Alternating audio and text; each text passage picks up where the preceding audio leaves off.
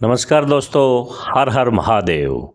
हिंदू धर्म में चार धाम यात्रा को बड़ा ही पवित्र और शुभ माना जाता है। इस यात्रा में उत्तराखंड के बद्रीनाथ, केदारनाथ, गंगोत्री और यमुनोत्री के दर्शन के लिए हजारों लाखों की संख्या में श्रद्धालु हर साल यात्रा पर जाते हैं। ऐसा कहा जाता है कि जो भी श्रद्धालु चार धाम की यात्रा पूरी कर लेता है उसके सारे पाप मिट जाते हैं और उसे भगवान की विशेष कृपा होती है। ऐसे में अगर आप भी 2025 में चार धाम यात्रा पर जाने की प्लानिंग कर रहे हैं तो जान लीजिए कि यात्रा कब से शुरू होगी और कौन कौन से मंदिरों के कपाट कब खुलेंगे और यात्रा आपने किस तरह करनी है। दोस्तों, इस साल 2025 में चार धाम यात्रा 30 अप्रैल से शुरू होगी। इसी दिन गंगोत्री और यमुनोत्री के कपाट श्रद्धालुओं के लिए खोल दिए जाएंगे। इसके बाद 2 मई को बाबा केदारनाथ धाम और 4 मई को बाबा बद्रीनाथ धाम के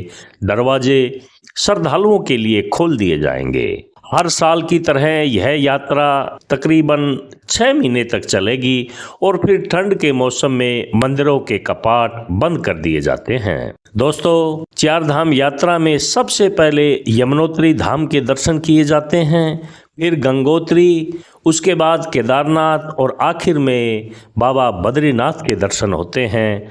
हर धाम का अपना एक अलग महत्व और अलग पुरानी कहानियां हैं। दोस्तों, इस यात्रा में आपको सबसे पहले यमुनोत्री धाम का दर्शन करना है। चार धाम यात्रा की शुरुआत यमुनोत्री मंदिर से होती है। यह मंदिर मां यमुना को समर्पित है। लोगों का मानना है कि अगर यात्रा यमुनोत्री से शुरू की जाती है तो यात्रा बिना किसी रुकावट के पूरी हो जाती है और यहाँ एक गर्म पानी का कुंड भी है जिसमें श्रद्धालु स्नान करके अपनी आगे की यात्रा शुरू करते हैं। इसके बाद गंगोत्री धाम की यात्रा होती है। यमुनोत्री के बाद अगला पड़ाव गंगोत्री धाम है। यह माँ गंगा का मंदिर है। कहा जाता है कि यहाँ आकर स्नान करने से सारे पाप धुल जाते हैं और व्यक्ति को मोक्ष की प्राप्ति होती है।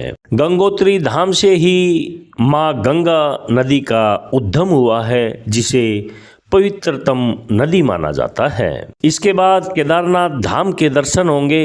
तीसरा पड़ाव केदारनाथ धाम है जो भगवान शिव के 12 ज्योतिर्लिंगों में से एक है। यहाँ हर साल लाखों श्रद्धालु बाबा के दर्शन करने के लिए आते हैं। इस धाम तक पहुँचने के लिए 16-17 किलोमीटर की बड़ी कठिन पैदल यात्रा करनी पड़ती है। ऐसा माना जाता है कि केदारनाथ में दर्शन करने से जीवन के सभी दुख दर्द खत्म हो जाते हैं। इसके बाद आखिरी पड़ाव बाबा बद्रीनाथ धाम का आता है। अंत में बद्रीनाथ धाम के दर्शन किए जाते हैं जो भगवान विष्णु को समर्पित है। लोगों का मानना है कि बद्रीनाथ धाम में भगवान विष्णु की पूजा करने से जीवन के सभी कष्ट दूर हो जाते हैं और जीवन में सुख शांति आती है। बद्रीनाथ धाम को मोक्ष प्राप्ति का एक द्वार भी माना जाता है। दोस्तों, आप लोगों को चार धाम के बारे में कोई भी इन्फॉर्मेशन लेना है तो आप इंडियन ट्रैवल ऑनलाइन में कॉल कर सकते हैं।